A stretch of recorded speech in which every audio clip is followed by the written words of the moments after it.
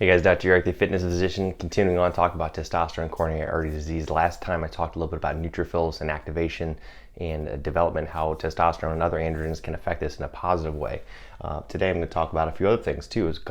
These are a little more sciencey, so I apologize. Try to make it as simple as possible. In obese people, unfortunately, a lot of that excess visceral and subcutaneous fat, especially the visceral fat, these adipocytes, they, as we talked about, are very highly inflammatory. They secrete a lot of inflammatory cytokines, which can cause inflammation elsewhere in the body, specifically the endothelium, which of course can lead to cardiovascular disease and other problems, metabolic syndrome, diabetes, etc. So one of the things that happens is these adipocytes, when they become inflamed, they secrete a molecule called MCP1, monocyte chemotactic protein 1. And what that does is, as I alluded to in the last video, it attracts these monocytes and macrophages into the tissues, right? And that's not what we want. And then once they're there, because of this underlying inflammation, they become inflamed, become activated, and become foam cells, and secrete further inflammatory cytokines, and then propagates the process, as I talked about before. So testosterone can do multiple things to affect this in a good way.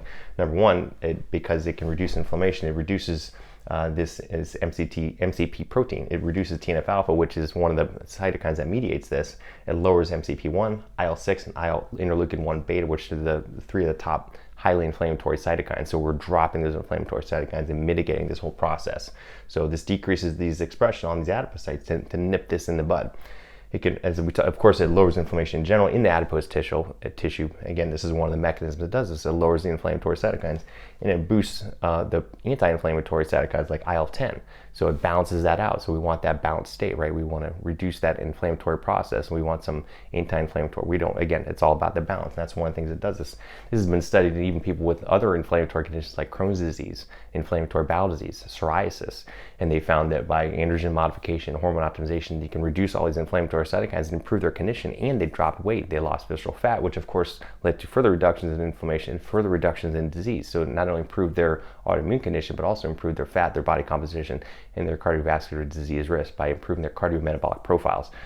So it's not just in your average person or people at risk for cardiovascular disease or obese, it's in other inflammatory conditions too, which lends further credence to how powerful an anti-inflammatory this can be by balancing out these inflammatory cascades and balancing out these cytokines, which have huge important effect on the body, everywhere in the body. So just yet another mechanism as to how this happens. So I'm going to talk about some more cytokines on the next one. So like this post, tag it, share it, let me know what else you want to talk about. Everybody get out there, enjoy your day, do something nice for someone today, live to give, and we'll talk to you soon. Bye.